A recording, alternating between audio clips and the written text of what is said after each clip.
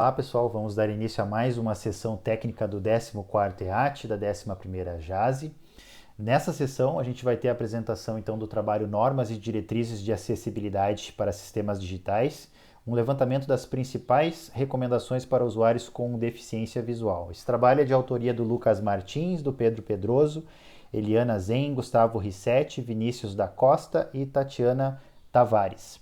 De pronto, então, eu passo a palavra para o Lucas, que tu tem 15 minutos para fazer a tua apresentação, Lucas, e na sequência daí nós vamos fazer algumas considerações finais aí do teu trabalho. Fica bem à vontade, Lucas.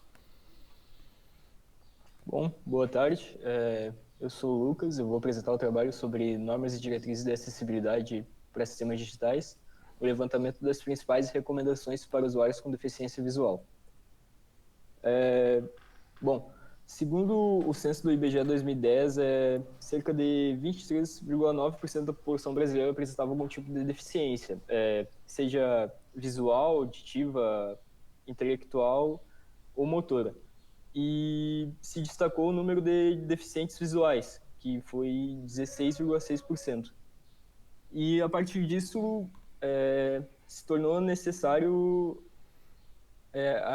a criação de sistemas acessíveis para usuários com deficiência visual, porque a tela e o mouse talvez não sejam úteis para esse tipo de usuário e o comportamento difere, porque geralmente usuários com deficiência visual, eles utilizam de tecnologia assistiva para fazer a utilização do computador. E o que são tecnologias assistivas? São recursos e serviços que proporcionam autonomia e independência para pessoas com deficiência. Para pessoas que possuem deficiência visual, pode-se dar o exemplo que tecnologia assistiva pode ser desde um cão-guia até um software de leitor de tela. E apesar da tecnologia assistiva ser uma área pouco falada, no Brasil, algumas conquistas já demonstram um avanço. Então, a lei número 13.146, no artigo 74, garante o acesso da tecnologia assistiva para pessoas com deficiência.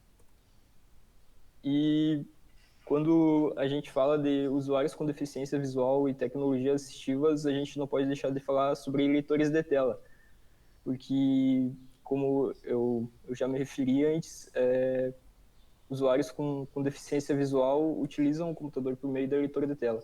E o que são leitores de tela? São softwares que auxiliam usuários com deficiência visual a utilizar o computador através de fala sintetizada. Ou seja, o leitor de tela reproduz o conteúdo que está passando na tela. Existem leitores de telas pagos e leitores de telas gratuitos. Pago, eu posso citar o JAWS, e gratuito, eu posso citar o NVDA. Na terceira seção do nosso artigo, a gente fala sobre programação de computadores e deficiência visual. Nessa seção, a gente aborda as dificuldades enfrentadas por pessoas com deficiência visual na área da programação. O primeiro tópico é que muitas vezes a programação é abordada por meios visuais, ou seja, por meio de imagens ou vídeos. O segundo tópico é a falta de materiais didáticos adaptados para a pessoa com deficiência visual. E o terceiro tópico é a falta de acessibilidade apresentada por alguns IDEs, que não possibilitam a navegação por teclado ou não são compatíveis com leitores de tela. Bom, os materiais e os métodos foram a análise de normas e diretrizes de acessibilidade propostas por instituições nacionais e internacionais. Foram analisados esses 3 documentos, que o primeiro foi o Web Content Accessibility Guidelines, que é a WCAG. O segundo foi a ISO 9241, parte 171. E o terceiro foi o EMAG, que é o Modelo de Acessibilidade de Governo Eletrônico. A WCAG ela foi criada pela W3C, que é o World Wide Web Consortium. E ela oferece recomendações para a implementação de acessibilidade na web. Essas recomendações elas são testáveis, e a WCAG organiza essas recomendações em 4 princípios, que, segundo eles, constituem a base da acessibilidade na web. O primeiro princípio é o perceptível, o segundo é o operável, o terceiro é o compreensível e o quarto é o robusto.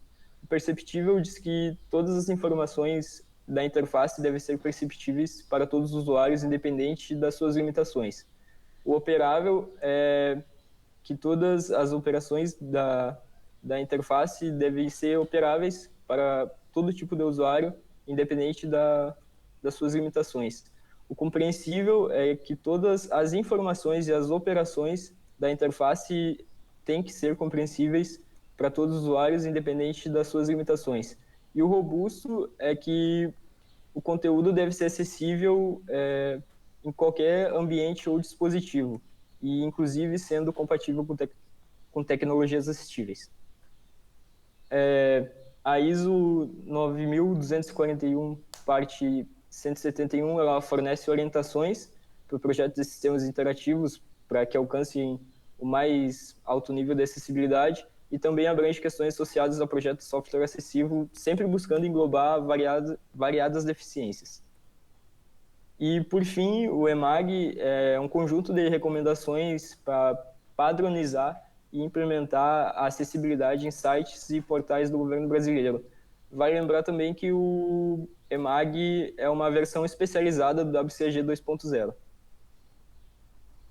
Após a análise desses 3 documentos, o grupo identificou recomendações que são direcionadas para a criação de ambientes acessíveis para usuários com deficiência visual. Dentre elas, a gente pode citar, por exemplo, fornecer descrição de imagens, textos alternativos para imagens. Depois, fornecer links descritivos. O que são links descritivos? Por exemplo, o usuário que possui deficiência visual, ele pode fazer a navegação pelo tab, que é a navegação por links. Então, por exemplo, se ele faz a navegação por links e se depara com links do tipo saiba mais, clique aqui, fora de contexto fica desconexa essa informação, sem falar que também não especifica o destino do link. Garantir o acesso e utilização por meio de teclado.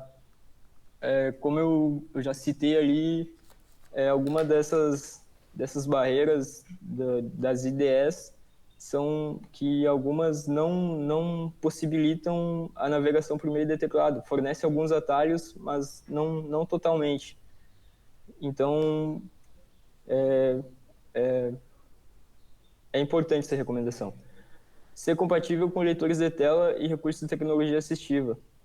Também citei ali, agora há pouco, que alguns IDEs não são compatíveis com leitores de tela, e isso forma uma barreira de acessibilidade para usuários com deficiência visual. Utilizar corretamente títulos e cabeçalhos, as ordens dos títulos, porque quando o leitor de tela faz a leitura linear, ele navega pelos títulos, por exemplo, título nível 1, título nível 2, título nível 3. Então, fora de ordem, a utilização incorreta desses títulos podem causar desinformação para o usuário. E garantir a legibilidade dos textos, fornecer o contraste entre o texto e o seu fundo, e também fornecer a opção de aumento do tamanho da fonte. Porque quando a gente se refere a pessoas com deficiência visual, vai desde baixa visão até cegueira. E, para concluir, apesar de algumas dessas recomendações serem voltadas especialmente para o desenvolvimento de sites, como, por exemplo, fornecer links descritivos, também tem recomendações que são importantes para serem adotadas em outros sistemas, incluindo IDEs, como, por exemplo, fornecer navegação somente por teclado, ser compatível com tecnologias assistivas. E para a gente conseguir conceber essas ferramentas e poder ter eficiência na criação de sistemas acessíveis, é fundamental a gente conhecer as necessidades desse grupo de usuários. Aqui está algumas fontes que eu utilizei. E muito obrigado pela atenção. É isso. Obrigado, então, Lucas, pela tua apresentação. Tá aí bem dentro do tempo. Então, eu queria te fazer uma pergunta, assim, eu fiquei é, bastante interessado, assim, nessas normas. Você falou várias normas aqui, com vários Sim, princípios, né? E a gente sabe que muitas aplicações hoje não seguem todas essas normas, né? Algumas seguem apenas parcialmente. sim. E eu queria saber, na tua opinião, o que que impede hoje em dia os desenvolvedores de aplicarem todas essas normas no desenvolvimento das aplicações que carecem desses recursos?